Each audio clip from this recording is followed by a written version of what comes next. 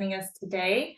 My name is Sarah Kwan. I am with Victor Stanley, and welcome to our lecture series collaboration with TCLF.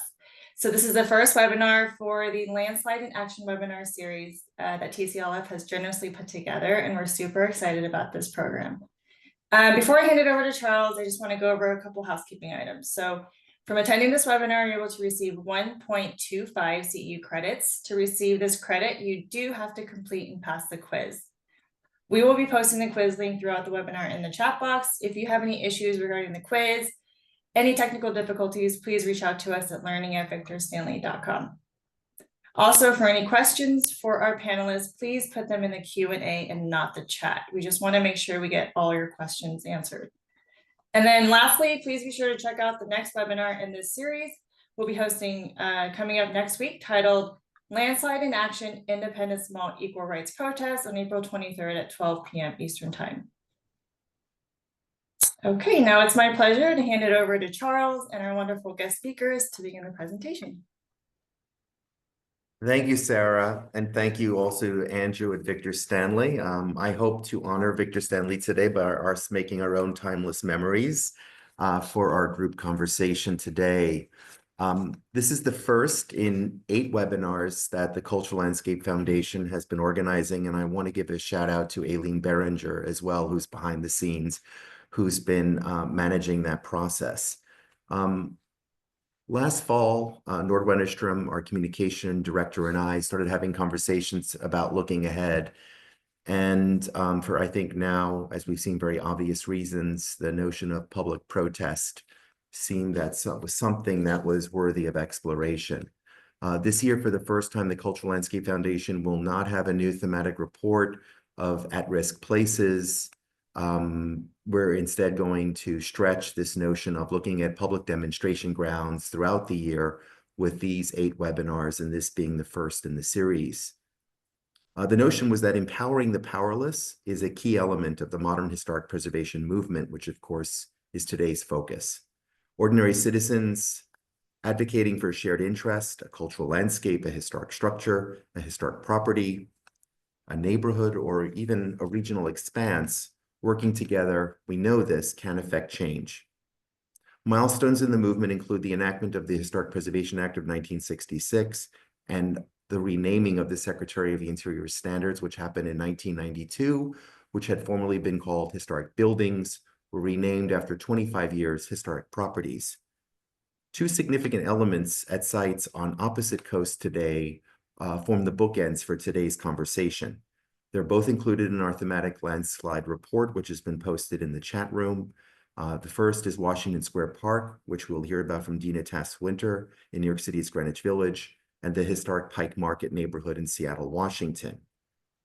Both of these places, interestingly enough, the protests that played out took place before the Historic Preservation Act of '66. These cultural landscapes could have been erased or radically altered, but broad coalitions of activists at each prevailed, and the sites survived. I hope that you'll read more about Pike's Market, for example, where the protests were organized by Victor Steinbrook, a city planner who engaged a very young, right out of school, Lori Olin, who was at the time working for Rich Haig, and the 2 of them were part of that public protest. Since then, the preservation movement has undergone successive transformations. My understanding there's more than 99,000 properties listed on the National Register today, and the number of advocates and organizations that have been in the field continue to grow for many years. Today, we have a moment where Section 106 and NHPA are at risk, and we also have tools at our disposal, such as the guidelines for the treatment of cultural landscapes. However, the term preservation has also become weaponized. It's often treated as a pejorative, with those involved and perceived as depicted as the voices of no, doctrinaire, intransient, and unwilling to compromise. While state and local activism grew, the sense of national leadership dissipated. Some question if there's even a historic preservation movement today. 3 generations of preservation professionals today that are with us will look at the origins and the successes that galvanized public attention, interest, and you might say buy-in. They will also look at how the movement expanded beyond buildings and landscapes to embrace cultural heritage and cultural lifeways. Most significantly, our panel today will look at a new generation of preservationists as making preservation, if you will, relevant, exciting, and meaningful by focusing on some recent successes that point to strategies for the future's movement. On a personal note, I want to just say how inspired I am by all four of our speakers, and I have known all of them in different capacities over the years. First today, we'll have Dina Tass-Winter from Village Preservation. She is the Director of Research and Preservation there since 2023. She's a native New Yorker. I'm happy to say a former TCLF employee, a former Landmarks Commission staff person, and also a co-contributor to the Experiencing Olmsted book. Richard Longstreth, Professor Emeritus of American Studies at George Washington University, a scholar. Longstreth has written extensively on the history of 19th and 20th century architecture in the United States. And for me personally, when I was a young professional at the Park Service, I evidenced not only Richard as a scholar, but also as a very outspoken advocate for modern heritage. Laura Feller, who worked with stealth quietude, I think, and conviviality at the Park Service, so I don't normally think of as someone, quote, in the trenches. She, in her tenure at the Park Service, was a docent, a curator, a historian at NPS. She retired in 2007, and since then, she was the author of Being Indigenous in Jim Crow, Virginia, Poets on People, and The Color Line. And finally, Monica Rhodes, who has been exploding the wires on LinkedIn with provocative and thoughtful commentary, has been working at the intersection of history, architecture, and community for the last 15 years. She's both a Rome Prize recipient and a Loeb Fellow, and she is among the 1% of academically trained Black cultural preservationists in the country. We are so fortunate to have this group with us today. And with that, I'd like to turn the Zoom room over to Dina Tass-Winter. Great, thank you so much, Charles. I'm just going to share my screen. As Charles mentioned, I'll begin with a little case study about Washington Square Park to hopefully contextualize our conversation today and get us started. So let me just share here. All right. And I think I can make it full screen, but that means I might not be able to see you. So if there's any issue, just speak up, fellow panelists. But so yes, thank you so much for having me. My name is Dina Tass-Winter, and as Charles also mentioned, I sort of got my start in the field of preservation after graduate school, working with Charles and the Cultural Landscape Foundation. So it's really both fascinating and meaningful to me to be part of this conversation where we're talking about the origins of the preservation movement, as it were, and where we can go from here. I'm currently the Director of Preservation and Research for Village Preservation, which is a nonprofit organization based in New York City. In Lower Manhattan, our mission is to research and advocate for and preserve the architectural history and cultural heritage of Greenwich Village, the East Village, and NoHo. So I'm sure you all know Washington Square Park is located in Greenwich Village, and it's one of these cultural landscapes that we spend a lot of time working around and preserving. So just to start us off, if you're aware at all of the the formal historic preservation movement in New York City, you probably know that one of the catalysts for the movement, or people think of it as the catalyst, is the demolition of Penn Station in circa 1963, as you can see in this photograph here. The McKim, Mead and White grand architectural statement in Midtown Manhattan. And while that certainly was one of the precipitating events that then spurred the creation of the New York City Landmarks Preservation Commission, one of the earliest governmental commissions preserving architectural history in the nation, and also preceded the national movement, as Charles already mentioned, of 1966. As you can imagine, it wasn't actually the start of the preservation movement. I mean, for generations and throughout time, humans have had physical and emotional and nostalgic connections to their tangible heritage and objects and buildings and things that they care about. So prior to this kind of pivot point in time, the preservation movement was really more of a grassroots and community-based endeavor. So that's what I wanted to talk about today, and the event or series of events that I'll be briefly going over occurred in the 1950s, just a few years before this sort of formalized act started to take shape.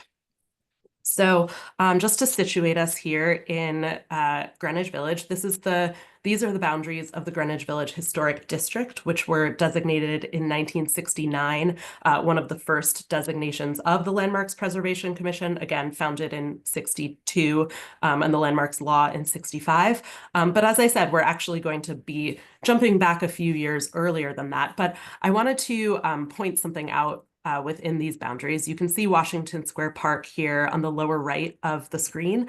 And as I hope you can all kind of readily notice, there isn't very much green space at all in Greenwich Village.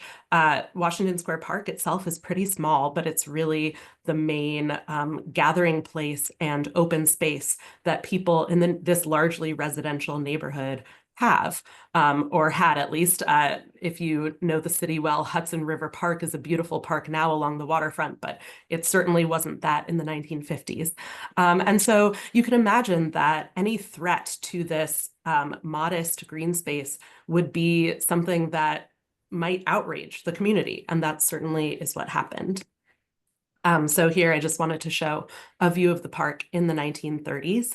It had already been a public park for about 100 years at this point. And what spoiler alert of what I'm going to talk about, it's all about whether or not cars should be allowed to move through this space and impact the availability of the green space. And I will note that even prior to this moment that I'm going to talk about, cars were permitted through the park, but not to the degree that you're about to see. So in the prior to the 1960s, 1940s, 1950s, in comes Robert Moses, the infamous Parks Commissioner, New York City Parks Commissioner, who was, a big urban renewal guy, a big highways guy. And you can see on the left the existing conditions of the park at the time, and there are some roadways there. But then on the right, you can see just one iteration of Moses's many various plans that he had over the years to essentially turn the park into a highway.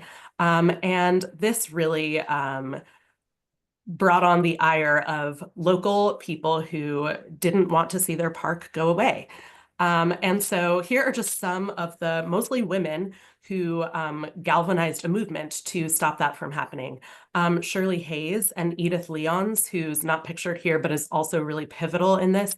The two of them were young mothers, and they didn't want their children to, A, not have a green space, and B, be in danger when they're, as you can see, like the playground is right by the road. So not only did they want to stop the highway that Moses was proposing from coming in, but they wanted to take this as an opportunity to stop the park from having any cars allowed to come through. And this would actually, though they wouldn't have thought of themselves as preservationists per se, this really would be bringing the park back to its original or prior historic condition where it was meant to be open space.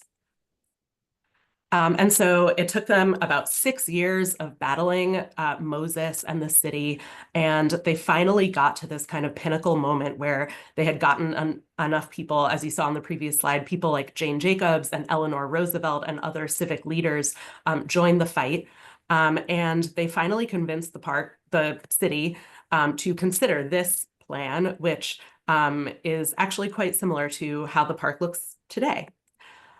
So in 1958, they got a 6-month trial period to close the park to cars, which they did. And then after that trial period, it was so successful and productive for the community that they decided, the city agreed to do it permanently. So this is a really great image showing the last car through Washington Square, photograph taken by Claire Tankle, another woman who was very involved in the movement and a local neighbor. And Stanley Tankle, her husband, who's driving the car, was actually one of the first commissioners of the Landmarks Preservation Commission. So here you can see the children reveling in not having cars interrupt their play. So that's kind of the very brief version of this early preservation movement initiative, even though they wouldn't have used any of those terms to describe it at the time. That's really what it was.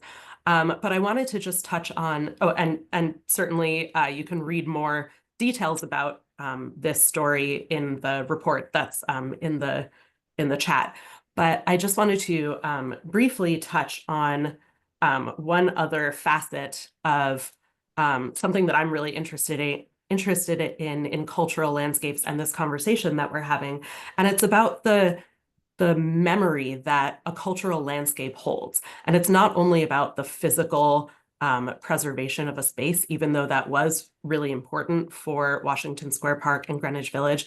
It's also about this idea of protest and how that was not only something that came up during this push to reject cars from the park that galvanized all these supporters and created this moment of protest. But protest has been a pervasive theme throughout Washington Square Park's life. So here, 2022 is when this photograph is from, and you can see people enjoying the park, but also they have their protest signs handy. I live just a couple blocks from the park now, and as I'm sure many of you know, on any given day, there are any number of protests going on about various situations in our world right now. And then if you go back a few decades, this is early 1960s, the Beatnik riots, just after the story that I was telling about the cars. And then even decades prior to that, this is the 1912 Women's Labor March that followed the devastating Triangle Shirtwaist Fire factory that occurred just a few blocks away. So there's this kind of intangible memory that the park has of protest and community activism over centuries. And I think it's really interesting to consider that sort of layer of history when you're also looking at the physicality of preservation. So the last thing I wanted to touch upon in my initial presentation here is some of the ways that village preservation and other nonprofits and community organizations are working to achieve preserving these various layers of history. So just some examples of the ways that we're doing it. We have a preservation archive that has all these archival materials and reports and things. This example here shows the Village Independent Democrats collection, which has some of the original materials about closing the park to cars, which is really interesting. And then we have an image archive, which is where a lot of the images you saw thus far today have come from. And we have a lot of community members who've lived in the neighborhood for many years donating that to us. And then finally, we find that oral histories are such an important way to hold on to the stories of the humans who actually were doing this work and lived in the neighborhood over the years. And Edith Leons here is one of the activists who was part of this mission to preserve the park. And so I wanted to just, if you'll indulge me, give a little minute and a half or so long clip of Edith speaking about her inspired idea of how she managed to garner a critical mass of signatures for her initial petition to close the park to cars. And Eleanor Roosevelt makes an appearance, and it's kind of fun. She's a little bit soft-spoken, so I'm going to turn my volume up, and you may need to do the same, but it's just under a 2-minute clip. Feel for PR. Those things would occur to me. So how do we do something special when Sapio appears in a PR way? Well, I decided we should get, not alone. When I say I decided, I mean I put forth a question. It was decided to try to get 30,000, if possible, signatures in the village to close the park to open emergency traffic. How do you do that spectacularly? Well, across the street from here lived Mrs. Roosevelt's niece, who was a very top model at the time. She lived in that house which has a carriage entrance. It's a lovely house, and she was beautiful and an awfully nice person. What was her name? Mrs. Roosevelt's niece. Mrs. Roosevelt's niece. And Mrs. Roosevelt told her I'd be in touch with her, and I got in touch with her. And I said, you could help us enormously with an idea that I have. Let me ask you what you think of it. Could you get half a dozen of your colleagues, beautiful models like you, to walk a Sunday through Washington Square Park and carry clipboards and get signatures of everyone who comes into the park, for starters? She said, I'll try. And she did get 6 models who were willing. Wow. So that's just a little moment, I think, really inspiring, the ways that people got others interested in their movement. So I'm really excited to continue the conversation throughout this day, and I'll, for now, pass it on to our next panelist. Thank you so much.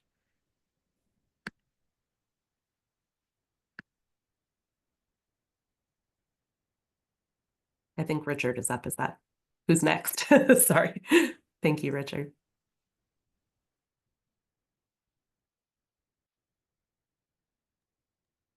I think you're muted.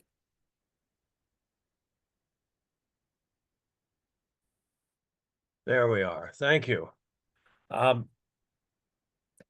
Preservation as a phenomenon has existed in the United States since the early 19th century. I'm actually in the throes of completing a book on Fort Ticonderoga, not as an 18th century bastion, but as a 19th century ruin and a 20th century pioneering historic reconstruction. The story of all that begins in the 1810s when a well-to-do and well-heeled New York merchant named William Ferris Pell buys the considerable acreage from the 2 colleges that the state has given the land to after the Revolution, and builds a country house on the property, but also preserves the advanced ruins that are the remnants of the fort, and that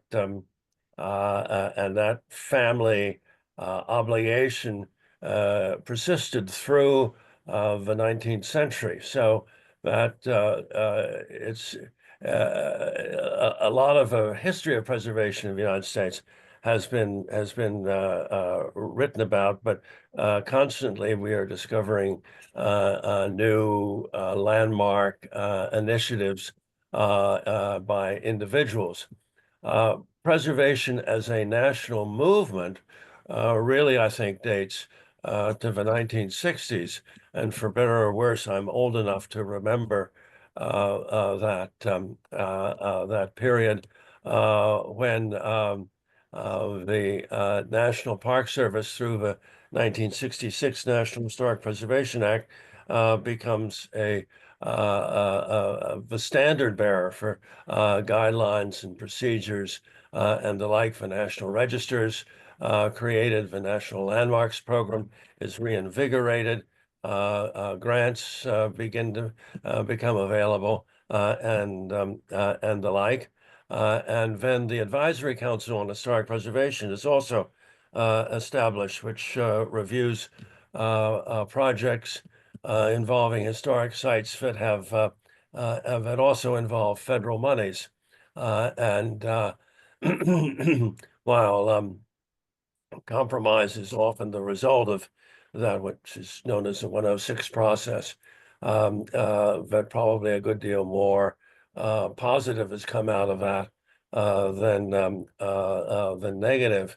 It is also a time of intense lobbying. Preservation Action is formed in the 70s. The National Trust goes from the sort of a traditional role of preservation organizations, which is to acquire and preserve, restore historic properties, especially houses, and to also include a much more activist wing as well. So that there was from Washington, there was a multi component of leadership that was very important in the transformation, really, of preservation from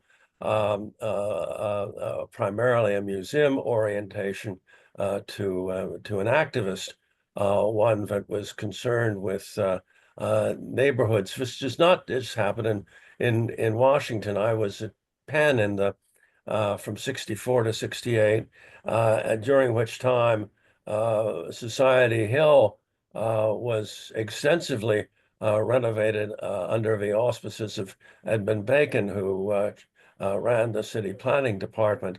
And that was a pioneering effort in showing that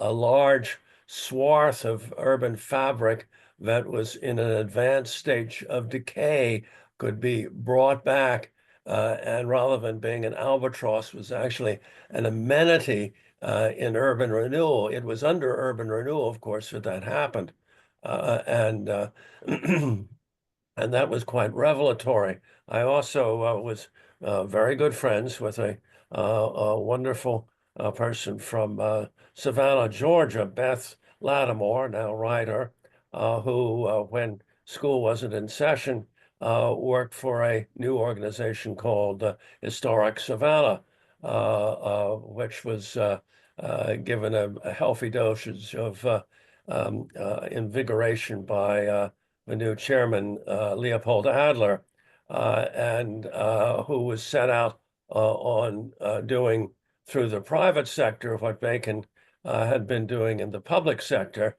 first with a specific district in Savannah, and then broadening it to include many parts of the city, and which actually had a catalytic effect for every initiative Historic Savannah took.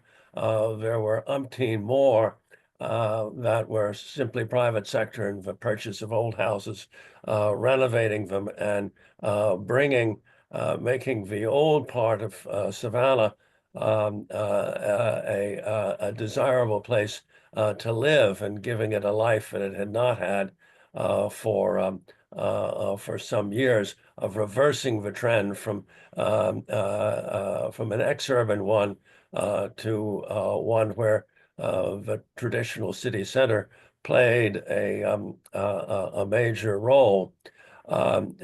Fast forward, the national leadership that we enjoyed beginning in the late 60s doesn't exist now. The Park Service is much more limited, and God only knows what will happen in the months ahead. The National Trust doesn't even have a real office at the moment, and other groups are still exist, but they don't really have function as national leaders anymore. However, I think I can say from my experience that preservation is in many places throughout the United States alive and well, especially at the local sector, but also at the state one, and as well, and that it has gotten into the mainstream of citizens' activist efforts to a degree that did not exist 30, 40 years ago. And as it has grown in terms of the scope of people that are involved, I think it's also grown in the scope of activities that are involved, and where landscape has become an important element, certainly, but also intangible things, as we just heard about in Washington Square, the people associated with the place and events that took place there over time, and where something like Washington Square is looked at not as an object frozen in time, but as a place that has evolved over many years and continues to be the site of consequential activities. And this you can find in any number of instances with a great variety of settings, and there is increasing interest in including groups of Americans who have not been thought of in preservation terms in decades past, and also in the nature of activities that have not necessarily been thought of in decades past. And right here in Washington, one can find a very good example with the National Mall, not just as a landscape, although it hasn't assumed its current form until recent decades. It evolved over some 2 centuries, but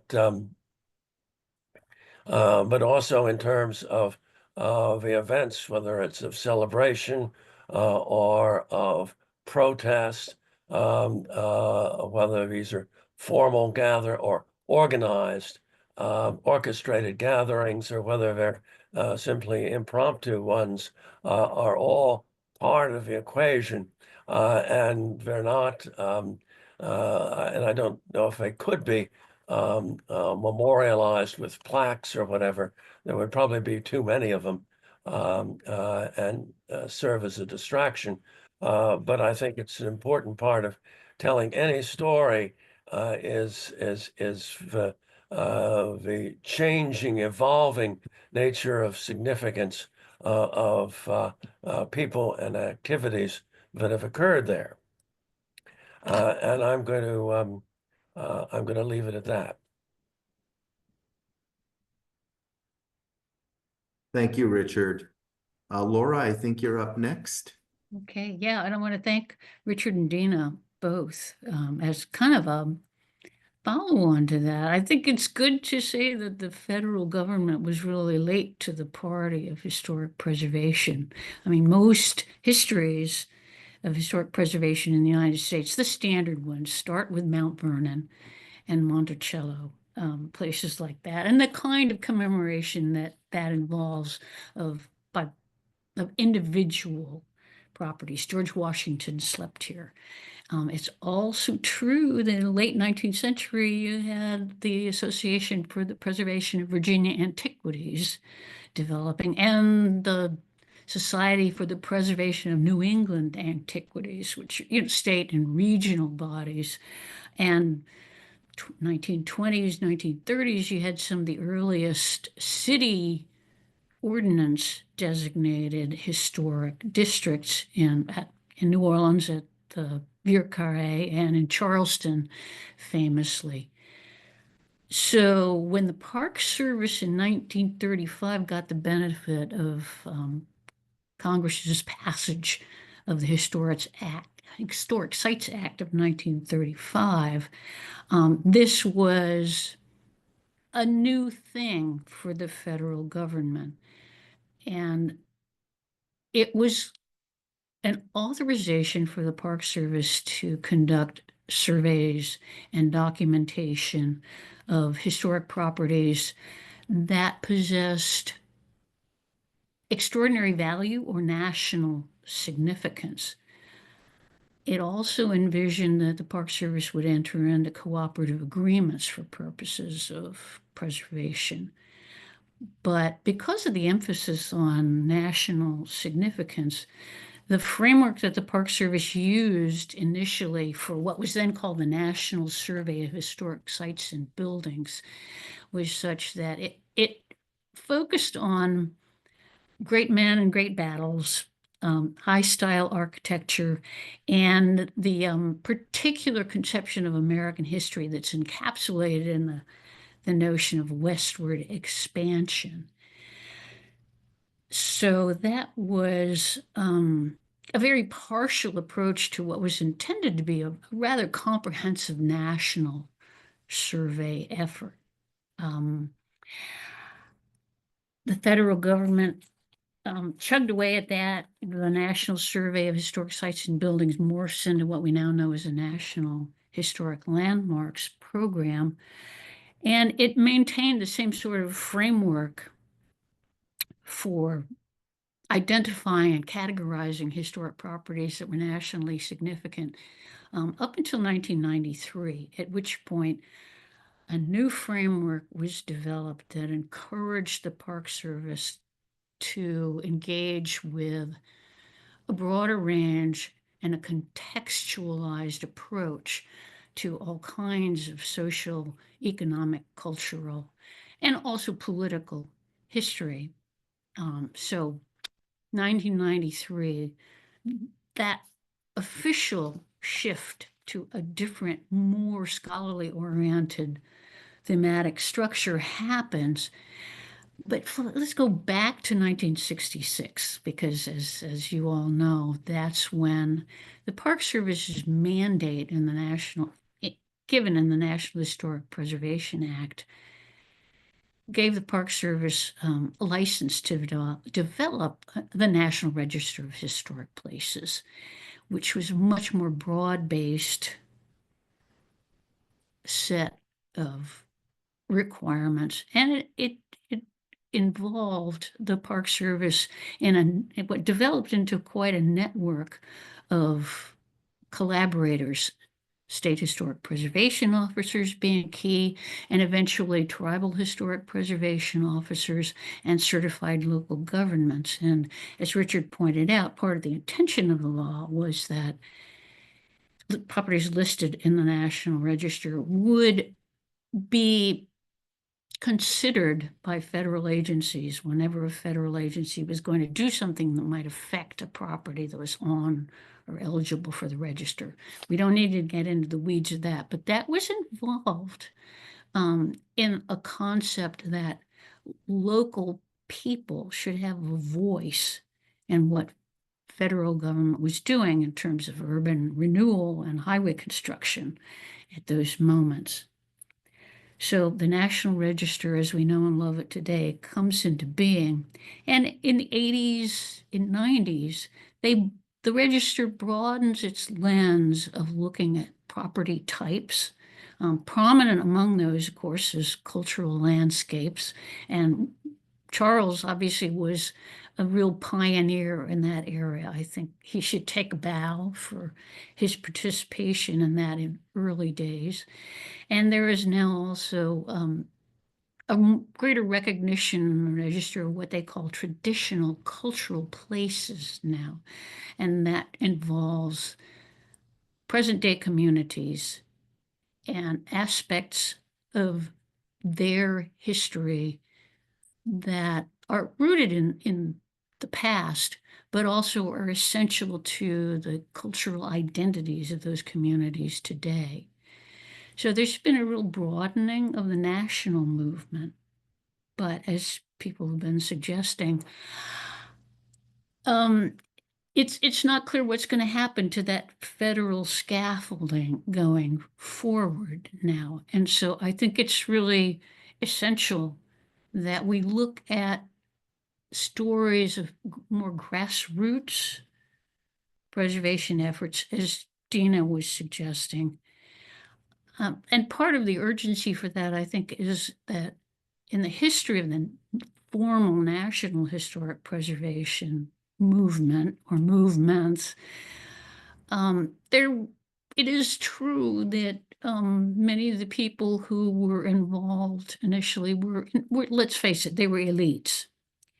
And so getting down to cases and learning a lot more about grassroots and local efforts, I think, is probably a key to figuring out where we go from here. And I'll leave it with that.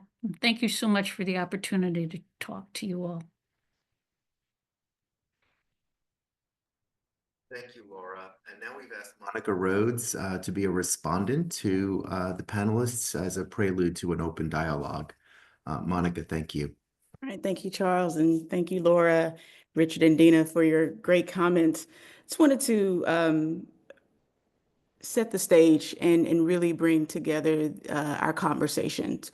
So with Dina and her presentation on Washington Square Park, what she posited was this recalibration of our roots in going beyond just thinking about Penn Station as the catalyst, but thinking about those small moments in between that really set the stage for what would be our larger national movement that we understand. Thinking about Richard's comments around how people have interacted over time and how that's changed with preservations going from this museum space into more this activist space, which is very core to who we are as a collection of people who care about the past and think that the lessons in our national memory have something to teach us not only about our civic identity, but in some ways who we want to be. And so with Richard, around this museum to activism to protest, I think that's also very much in line with Dina's comments around Penn Station and that being a moment in the 60s where there was this radical imagination of what the possibility could be when we centered histories and people's identities and memories in that. And then thinking about Laura's comments around the federal scaffolding that we have in our movement and how that is currently in question in a lot of ways. I'm sitting with these three ideas: the questioning our roots as a movement, questioning who we are and how do we show up when we go from we're always in contrast or in counter to or in response of. And then also thinking about the tools that we have that we know that really have solidified our movement that we need to think more creatively about how do we use, right? So it's less of a dismantling and more of a recalibration that's necessary for that. So thinking about the idea of moving beyond who we think that we are. We've heard as a theme in these presentations that there are grassroots efforts that are already underway that have been a part of, and in some ways have signaled to larger organizations that this is the direction in which we're heading. And to that, I say that is the exact place that we should be in 60 years almost after the National Historic Preservation Act. Kind of thinking about how do we get out of this single story and these single moments that defined us, because it doesn't leave room if we're thinking about how do we start our stories in capturing and encapsulating all of the diversity that exists in these different communities where there were also kickoffs to the preservation movement. So when we think about the reason why Frederick Douglass's home is a national park site, it's because of the National Association of Colored Women, right? Who led that effort, who led this national campaign to pull together enough money to pay off the mortgage of the home. When we think about the Mount Vernon Ladies Association, we can also question. Yes, this is an important as the first president, preserving this space, but also being critical of also what they were also preserving as a part of that, as a part of our roots. So there's this interrogation that we should all be comfortable with having and prodding and also expanding as we look into, well, where do we plant the flags as we think about the legacy of the preservation movement, of the preservation conversation. And to me, that answer is there are many heads And there's just not that one answer, but there are many moments in time, and we have to, account for the complexity that exists within our histories to understand that there's not just this one central place where that happened or one central group that led it, that if we are thinking broadly and broadening our idea of the past, it also includes broadening our ideas of what our foundations were. Especially if in this moment, if we're trying to think creatively about what comes forward, who are we? Well, that starts with, well, who were we, right? And that's many different people over time. To Richard's point about museums to activism to protest, I think that is spot on, because that's exactly where we are in 2025, right? No longer are we seeing people, line up at house museums to look at the Tiffany window or the Chippendale furniture behind this velvet rope. People are requiring history to be relevant in a way that they can touch and understand, that they get excited about, because at the very core of it, what we're talking about is a negotiation of memory, and this attack on identity. This goes to the core of who we are as a nation. And I think people are understanding that. And that moves us, not just, as Dina pointed out, into a movement of just, people who are professional preservationists or practitioners, or this is what they do.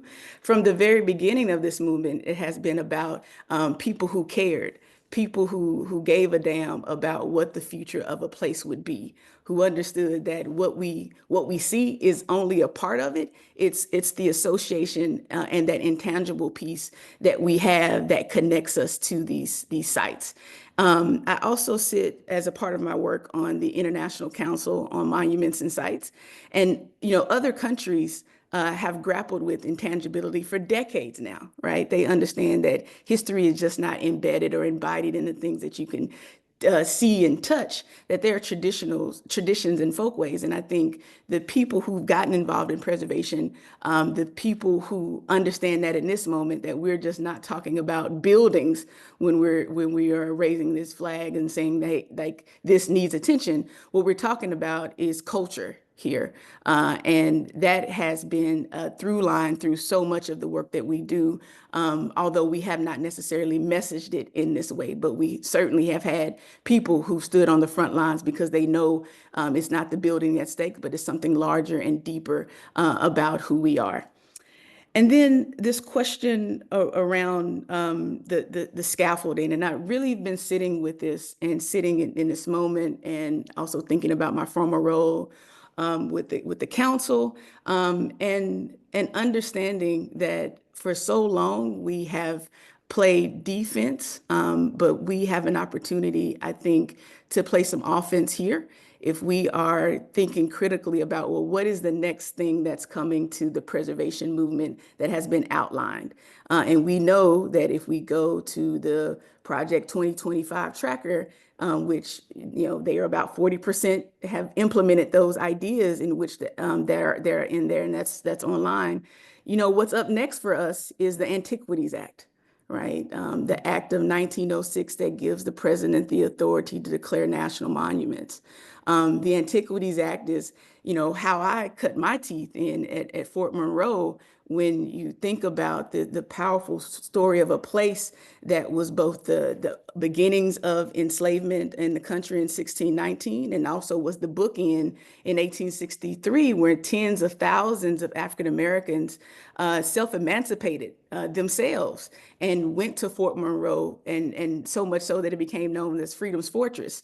That was, my introduction into thinking and seeing that there is power in the ability for the president to declare that this place, this site is important enough, is so consequential enough that it helps us understand who we are and all of the chapters, the good and the bad of our national story.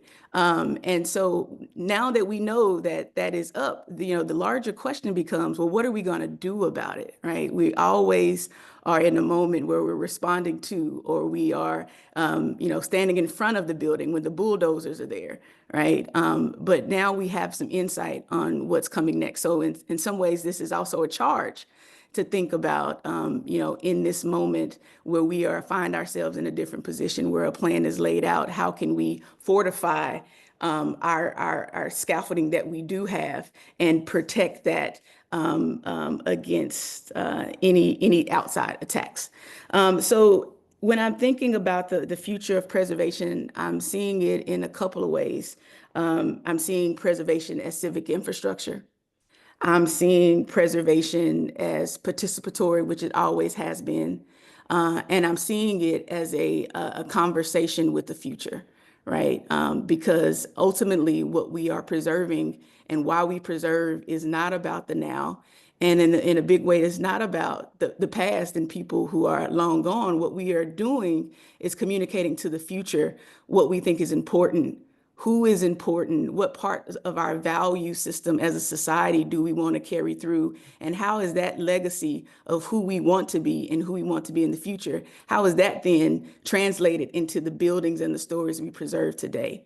And there are organizations that are doing that. You have the National Trust African American Culture Heritage Action Fund that are answering these questions. You have the Latinos in Heritage Conservation that are answering these questions, and as well as the Asian and Pacific Islanders in Americans in Historic Preservation. So you have all of these heads that are popping up, or these efforts that are also moving forward in the same ways as we think about the foundations of our movement, right? And so, out of many, there's this idea that there is one, but I would push back and say out of many, there are many. And that what makes us this country and nation beautiful. And that's why we do the work that we do. And I will end it there, but I will say it's critically important that we start to play in the boundaries with other fields and push ourselves to think about how are we creating coalitions of active and engaged people who care about the past, especially in this moment, but even more importantly, for our future.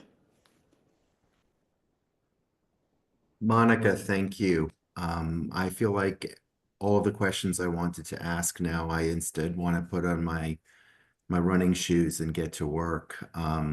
Thank you for those inspiring remarks. I was initially going to ask the group about whether or not there is a preservation movement, but now upon reflection, I want to ask a sort of a broader question about value. Monica just spoke about this notion of a negotiation of memory. And, I think about the images that Dina opened with today of these various protests that have been hosted, if you will, or the park has served as a stage in Greenwich Village. And I specifically want to ask the group about notions of integrity and authenticity. As we look at these protest sites, what they do have a lot in common with sites of erasure that result in spatial nostalgia today, and how we define integrity and significance. If you haven't seen the Landslide report, you'll note that we look at 6 different issues as we look at value. The first, for example, is many of the places that are in this report are places that have longer histories that have been the subject of focus. This goes back to the points that Monica was making, for example, about homes of the presidents, for example. And so the question is, how do we pursue an expansion of existing designations so that they can begin to accommodate greater storytelling? For those nonprofits that are operating in this space, how do we revisit those mission and vision statements for those properties to have a larger landscape, if you will, for both stewardship, management, and interpretation? How do we supplement on-site and online interpretation to create portals for storytelling and engaging broader publics? And then finally, when it comes to actual physical fabric that may not necessarily be a witness tree, it may be something less, quote, beautiful by traditional standards. How do we empower the landscapes, portals to storytelling, and give those elements living and non-living value as ways into past events and cultural lifeways. And I'll open that to the panel. Richard, you're not visible if you want to join us, and I'll let anyone that wants to tackle that first question go for it.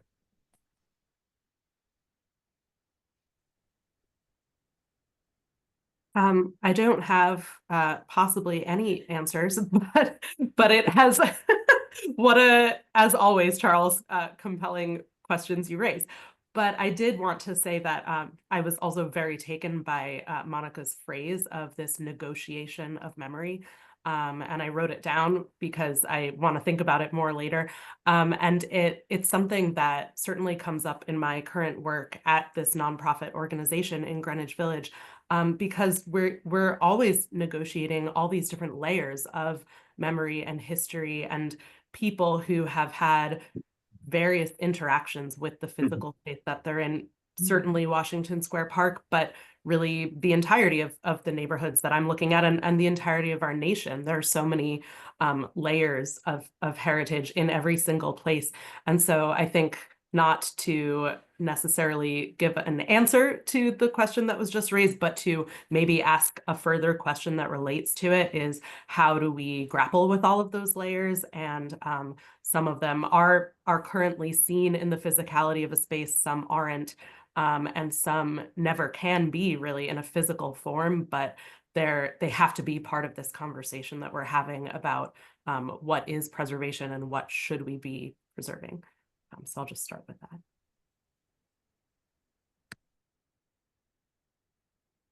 I think one of the issues is, I will speak for myself. I think it's essential for me to think harder about how to tell stories, but also how to make sure that storytelling at parks and historic sites is becoming more collaborative. That if you want people to really understand the meaning and the negotiation of memory, these places don't actually speak for themselves. You know, we must speak for them. And the other thing that I think is supremely important is the idea of historic places as sites for civic engagement, where people can sit and talk about the big issues. This is going to sound like a cliche, listening to one another and not shouting at each other. That's getting really, really tedious these days. I was going to take that a step further, Laura, as you were thinking about, these historic sites being places of civic engagement and identity. I'm thinking about that program that I helped establish at the National Trust called the Hope Crew program, which stands for the Hands-On Preservation Experience. And what it didn't ask people to show up at a historic sites to learn something. It asked them to show up to these sites to contribute, right? So seeing these, seeing memory, seeing these places as unrealized some way potential into the possibility to seed conversations between groups that would normally talk to each other. And I saw it time and time again when we would do these volunteers events where there would be, people who were Civil War reenactors working with folks who, took the day off, from the post office to come in and to participate on cleaning a cemetery. So I think about those moments or opportunities where we're just not, asking people to show up and talk, but contribute in a way where we are collectively working towards a project. And it was easier when we were doing these Hope Crew projects. Like, okay, the goal is to clean these, 500 headstones. Well, that's, we have the beginning, the middle, and end of that. And there were conversations that happened as everyone was moving towards that. But I think, as a movement, we have to, define and decide in some ways, like where are we moving people towards, and how can we ask them to show up, not in conversation, but in collective movement towards a goal together. And I think that would go a long way as we are trying to also tease out what values are we uplifting, because we can see that in the places that we choose to preserve, and then also in how we're being thoughtful about who gets to participate in this process of memory making for the nation. Monica, thank you. Richard, did you want to add You know, anything to this? excuse me, I'm getting over a cold, so um, uh, one of the great challenges is how you convey a lot of intangible information to a broad public. And you can do this through tours. There are any number of preservation organizations that do tours of their communities or regions or whatever. But that's a very, excuse me, that's a very small group of people. You can do it through signs, but you can also get sign clutter very quickly as a result of that, and a few may go a long way, but and again, how many people read signs? Some do, others don't.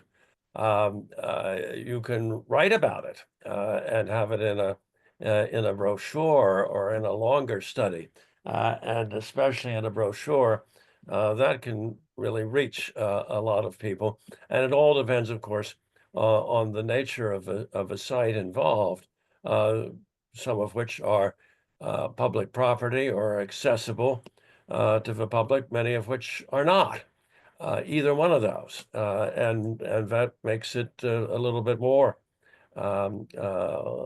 difficult to tell the story. And I think there are any number of ways it can be done, and probably it being done in multiple ways is the least bad solution to the issue of how do you convey the messages of change over time and various kinds of significance to the general public. So I'm going to kind of pick up on a couple of comments that were made. I'm starting with Laura and the notion that these places don't speak for themselves. And I want to bring that to this notion that both Monica and I think all of the speakers have actually spoken to of intangible heritage. You know, I think about the aspects of integrity of feeling and association. And I think for this group, you know, how do we unlock the anthropony, the geophony, you know, the kind of spirit of the place, if you will, whether it's the sound of underfoot on a wooden boardwalk or the sound of rustling Spanish moss or water movement. How do we begin to elevate those values so that people, to quote Julie Bargman, our inaugural Oberlander laureate, to look hard and long and listen hard and long? How do we do that in our work so that we can elevate the intangible? And I would ask the speakers to come back, because we only have about 10 minutes left, to this theme of protest. So how do we give those voices of the past life in how we commemorate, how we honor, how we perhaps elevate through areas of significance, but how do we do that to inspire next generations to get as fired up as I was after Monica was speaking of the Antiquities Act, so that when I go to see a protest that's happening today, it doesn't look like a convention of AARP people, but it actually is everyone, this kind of mosaic that Monica is painting for us as a visual in terms of a future world for all of us to be in together.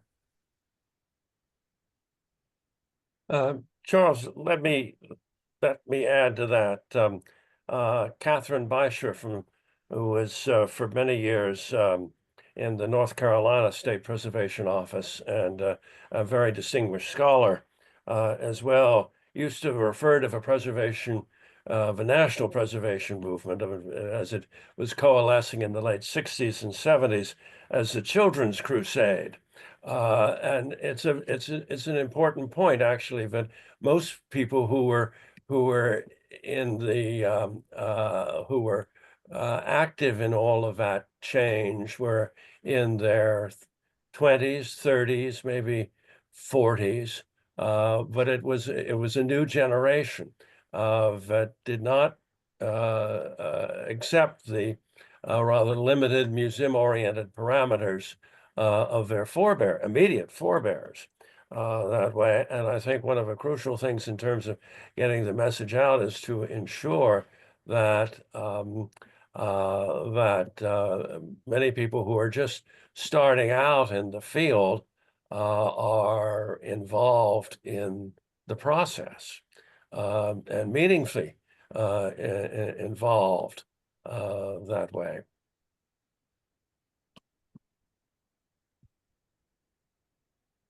I think Other, part of the issue that you touched on, Charles, has to do with traditions of interpretation, of the work of docents.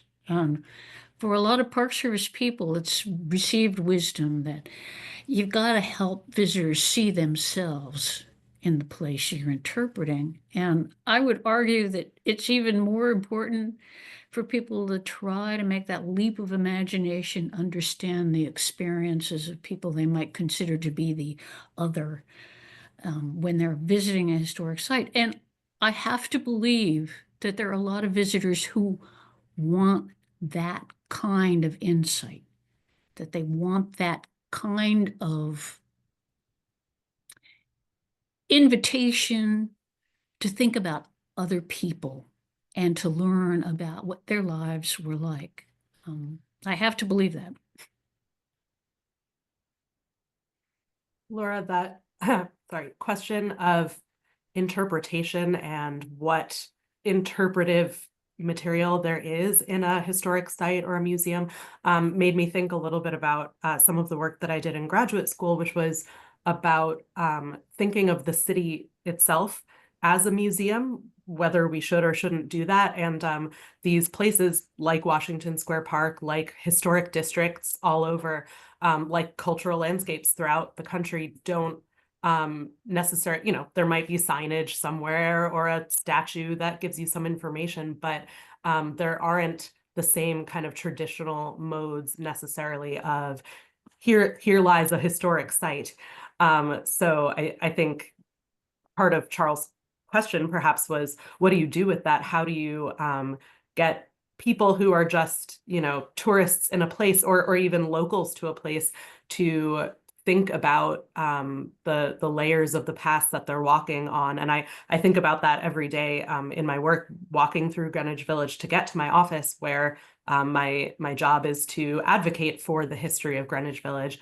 I also think about some of the women who I spoke about briefly at the beginning of this. They didn't set out to launch a movement. They were just, fighting for what they needed for their life and their community.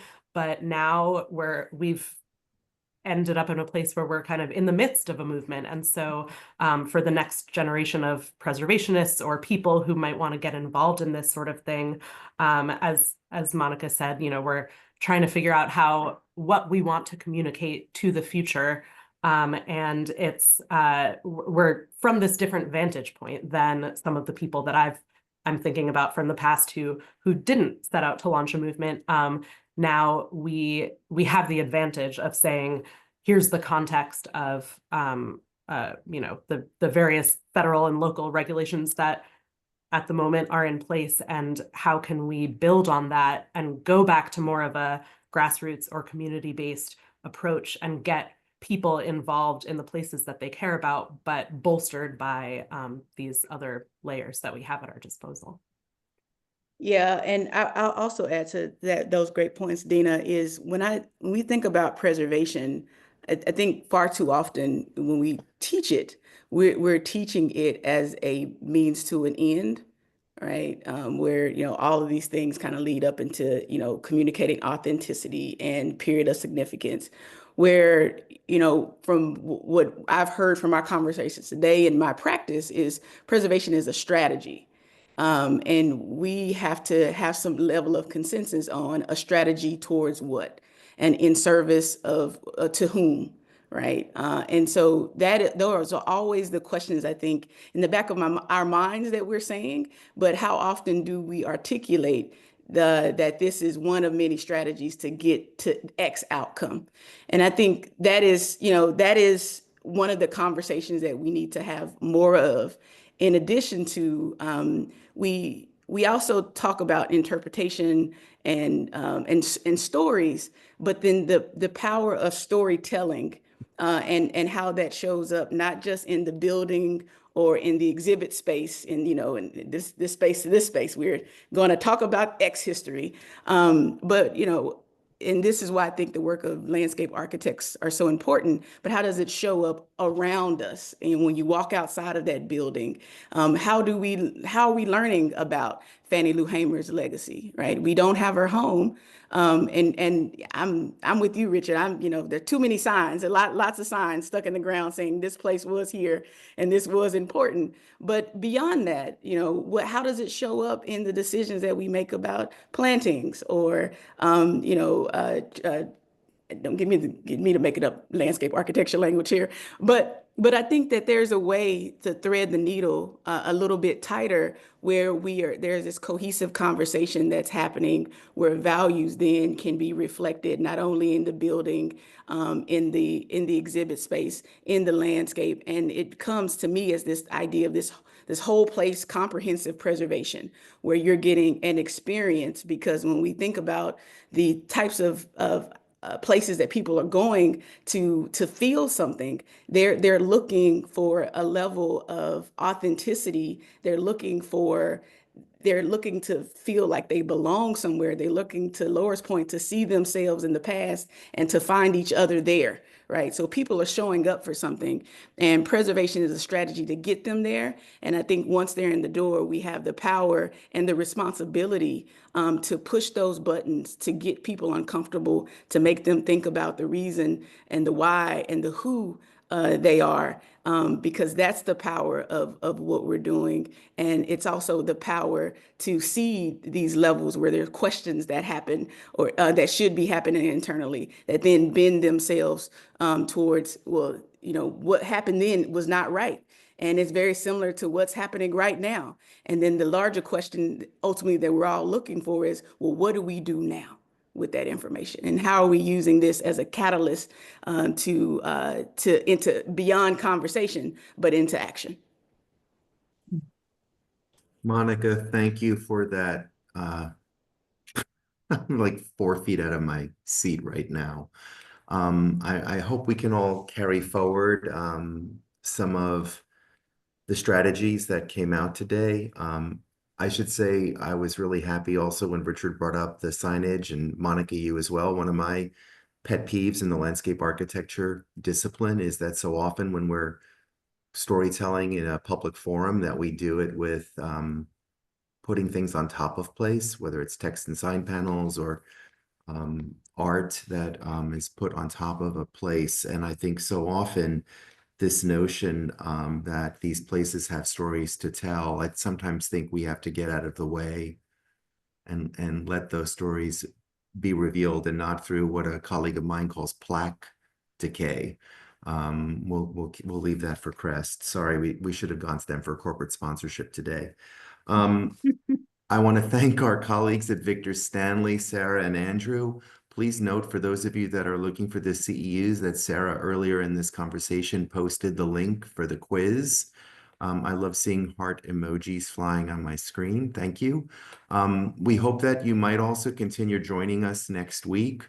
We'll be looking at sites of LGBTQ associations, and for those of you that are game to look at this issue of erasure, this will certainly be the case we have right now with our colleagues at the federal government, and certain language that is no longer permissible. Thank you all for such an inspiring day. Aileen and Sarah, have I left anything off? Otherwise, we will say until soon, and thank you to Dina, Richard, Monica, and Laura. It has been an inspiring conversation. Thank you. Okay, we're not hearing anything, so I think we're good to go. Right, thanks. Okay, remember, protest. My pleasure. Thanks all. Thank you. Thank you. Charles. Bye now.